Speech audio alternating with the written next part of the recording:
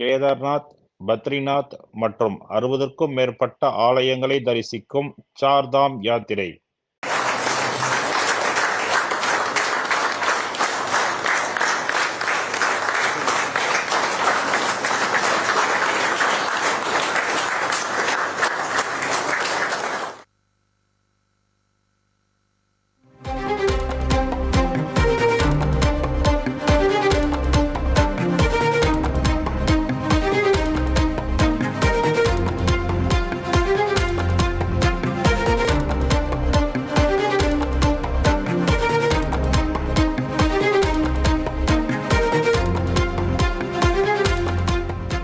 மூன்றாவது முறையாக பிரதமராக பதவியேற்றுள்ள பிரதமர் மோடி பிரதமர் அலுவலகத்தின் அவரது இருக்கையில் அமர்ந்து முறைப்படி பொறுப்பை ஏற்றுக்கொண்ட காட்சிகளை நாம் பார்த்து கொண்டிருக்கிறோம். கூடுதல் தகவல்களோடு இணைகிறார் நமது செய்தியாளர் ரமேஷ்குமார். வணக்கம் ரமேஷ்குமார்.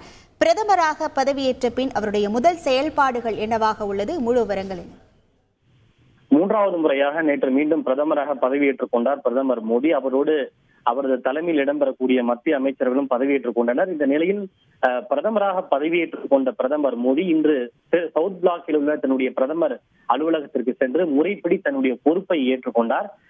மூன்றாவது முறையாக மீண்டும் பொறுப்பேற்று பிரதமர் அலுவலகம் வந்த பிரதமர் மோடி அவர்களுக்கு பிரதமர் அலுவலகத்தில் பணியாற்றக்கூடிய ஊழியர்கள் இருபுறமும் திரண்டு நின்று கரவொலி எழுப்பி அவருக்கு உற்சாகமான வரவேற்பை அளித்தனர். அதன் பிறகு தன்னுடைய முதல் கோப்புகளில் அவர் கையெழுத்திட்டிருக்கிறார். முதல் கோப்பே விவசாயிகள் தொடர்பான கோப்பில் பிரதமர் மோடி கையெழுத்திட்டிருக்கின்றார். அதாவது மத்திய அரசு ஏழை விவசாயிகளுக்கு ஆண்டுதோறும் 6000 ரூபாய் உதவித்தொகை வழங்கும் கிசான் சம்மான் நிதி திட்டத்தை செயல்படுத்தி வருகின்றது. இந்த திட்டத்தின் கீழ் விவசாயிகளுக்கு 17வது தவணை தொகையை விடுவித்து முதல் கையெழுத்தை கோப்புகளில் போட்டிருக்கிறார் பிரதமர் மோடி அவர்கள். இதன் மூலம் சுமார் 9.3 கோடி விவசாயிகளுக்கு 20,000 கோடி மதிப்பிலான தொகை இன்று விடுவிக்கப்பட்டிருக்கிறது. ஆனால் இந்த 6000 ரூபாய் எப்படி விடுவிக்கப்படுகிறது என்றால் ஒவ்வொரு 4 மாதங்களுக்கும் ஒரு முறை 2000 ரூபாய் என்று விடுவிக்கப்படுகின்றது. அந்த அடிப்படையில் 17வது தவணை தொகையை பிரதமர் மோடி இன்று விடுவித்திருக்கிறார். சுமார் 9.3 கோடி விவசாயிகள் பயன்பெறும் வகையில் 20,000 கோடி தொகை என்பது விடுவிக்கப்பட்டிருக்கிறது.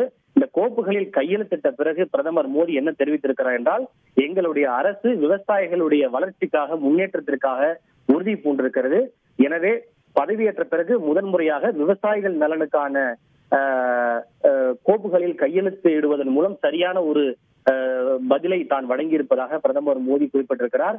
இனி வரும் நாட்களிலும் விவசாயிகள் மற்றும் வேளாண் துறைக்காக இன்னும் அதிகமாக நாங்கள் பணியாற்றுவோம் எனவும் பிரதமர் மோடி அவர்கள் குறிப்பிட்டிருக்கிறார். உங்கள் முழு விவரங்களுக்கு நன்றி ரமேஷ்குமார்.